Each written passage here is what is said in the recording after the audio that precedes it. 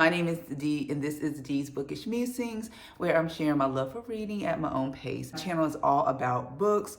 I do book vlogs, sit-down videos like this one. I also do something non-related to books, which is sharing my Fit to 50 fitness consistency diary that I post every Friday. So if you're interested in that, I do encourage you to tune into that on Fridays between 8 to 10 a.m. in the morning.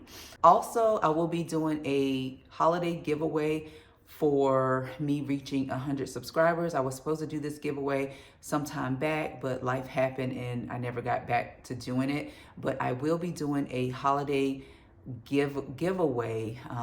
I don't know when I'm going to do it. It will be in one of my videos. So if you are subscribed to my channel, you engage with my channel in some form of way, stay tuned to a giveaway that will be like a hidden giveaway in one of my videos. I don't know when I'm going to do it, but it will be done before the end of the year. Let's go ahead and get into this video. The book stack that you just saw is the book stack that I'm going to be mood reading from till the end of the year. I'm not really a TBR girl. I really can't stick with that, especially now.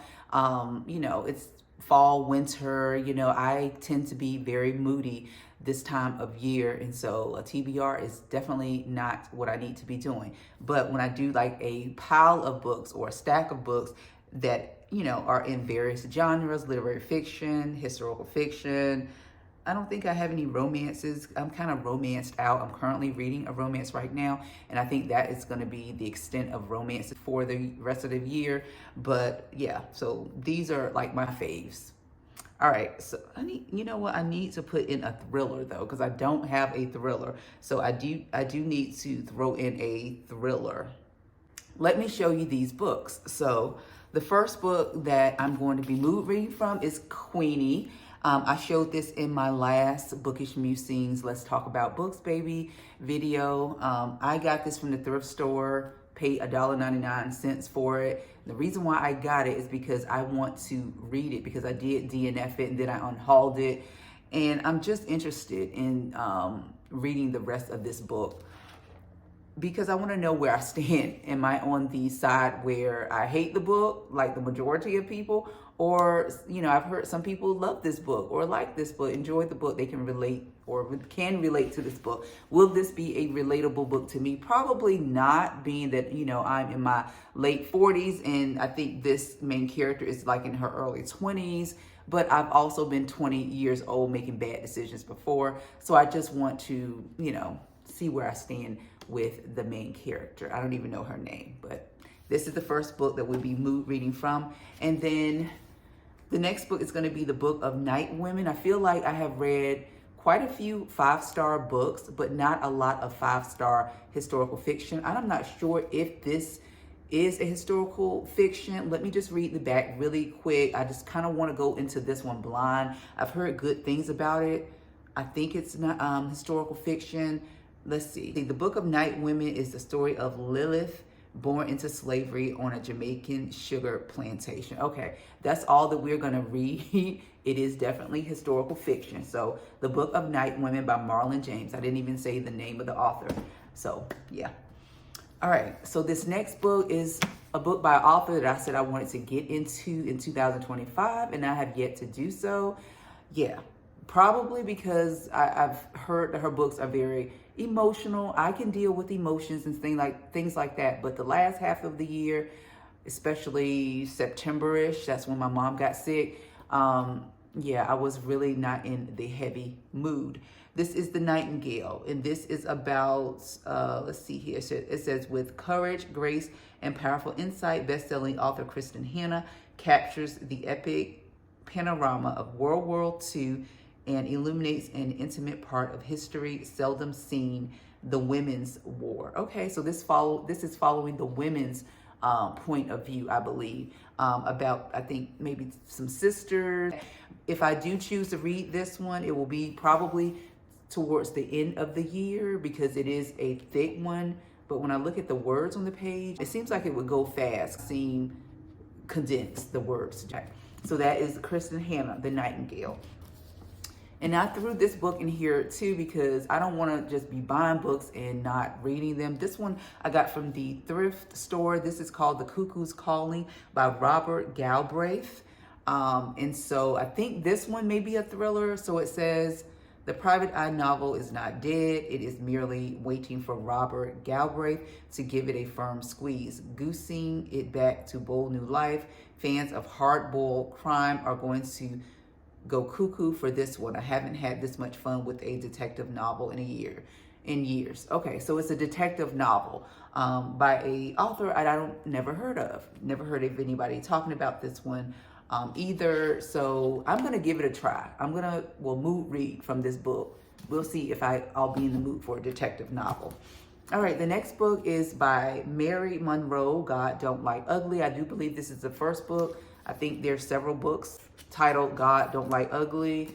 I've talked about this one before, so I'm not going to read the back of this one, and I've already forgotten what it's all about. So this is probably going to be one that's kind of light, fun, and things like that. So we'll see. It's perfect because during this season, Thanksgiving, Christmas, I do tend to get the winter blues. So I think that book would definitely help cheer me up. Razorblade Tears, S.A. Cosby. So I delved into his work. I just read one book, I think, early in the year, and it was not my favorite. So I want to give him another try. And so I thought I would start again with Razorblade Tears.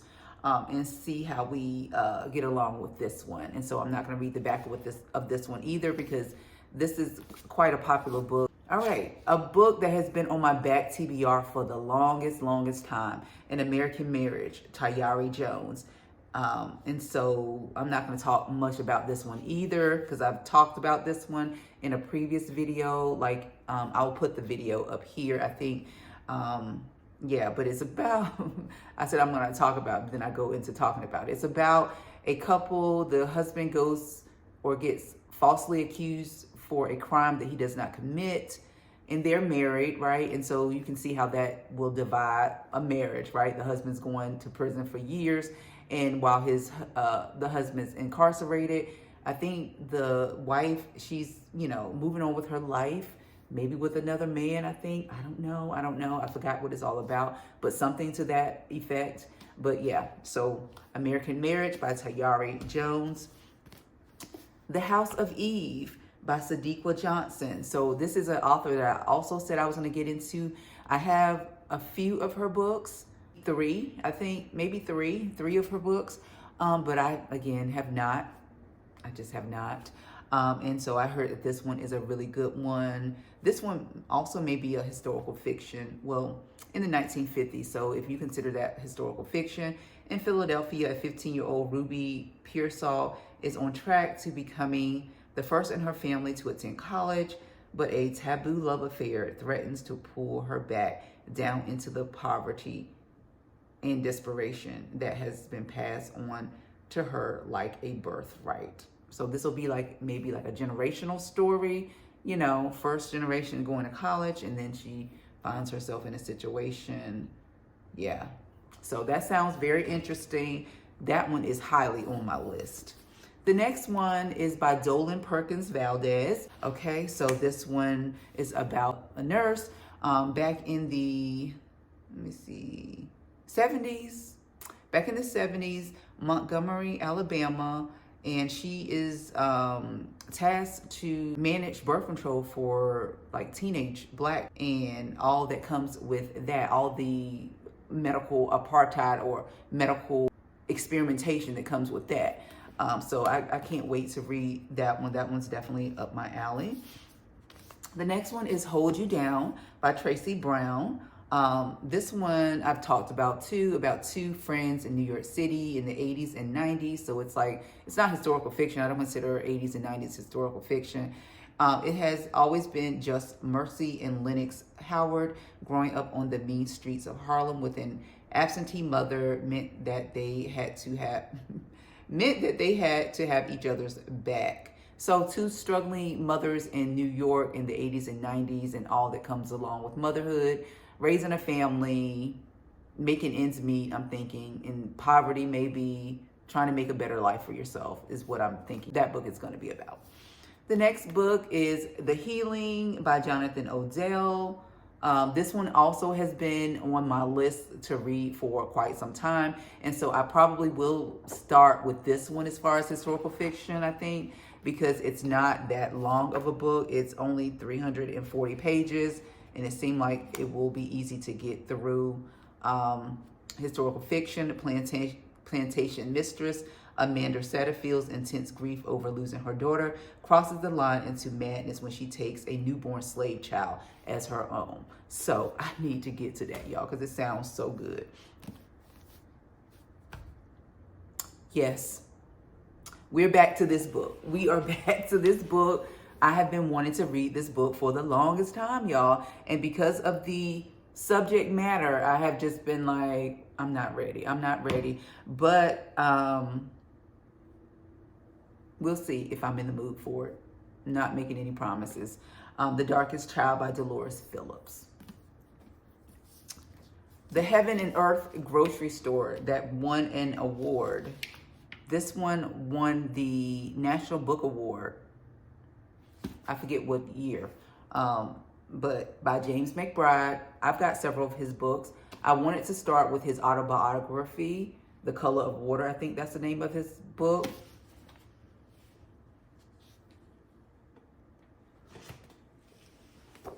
Yes, The Color of Water, a Black man's tribute to his white mother, James McBride. So honestly, I like to read autobiographies or memoirs if I can first before I delve into their work, because it just gives a background of what to expect with their work. I did that with an author. I can't remember who that author was now. Oh, Jasmine Ward. And she is one of the authors that I wanted to get into in 2025, which I did. I actually did live up to that goal, and I found out that she was not a writer for me. She's just not, somebody that I will like run to buy her books. And so I'm glad I tried to read her catalog, but she's just not for me, and that's okay.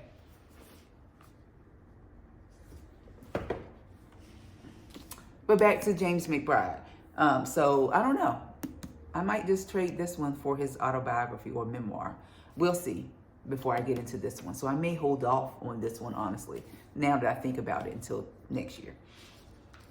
All right, so the next one is James by Percival Everett, New York Times bestseller. This also won an award, the National Book Award. Did it win? I think so. Yeah, so I'm very eager to get into this one as well. I won't read the back of it because it's a spinoff or retelling of Huckleberry Finn, which I did. Huckleberry Finn, did I read Huckleberry Finn? I tried it. I did start that book, the original, but I didn't finish it. I did not finish that book on audio. So that is it, you guys. Those are the stack of books that I will be reading from until the end of the year. And of course, I will come back to do a video of reviewing what I did read out of these stacks, because it definitely will not be all of these books, because it is almost the end of November. We're almost in December. Honestly, if I think about it, I was in a book slump, from September to maybe 2 weeks ago. It's taken me a long time to read books. I think I'm back in the mood to reading books, because this stack does excite me. So that is it. Thank you so much. If you've read these books, let me know what you thought about the books in general terms, of course. I will see you in the next video, and don't forget about the giveaway that will be in a video. I don't know which one. You just have to tune in to find out. I'll see you guys in the next video. Bye.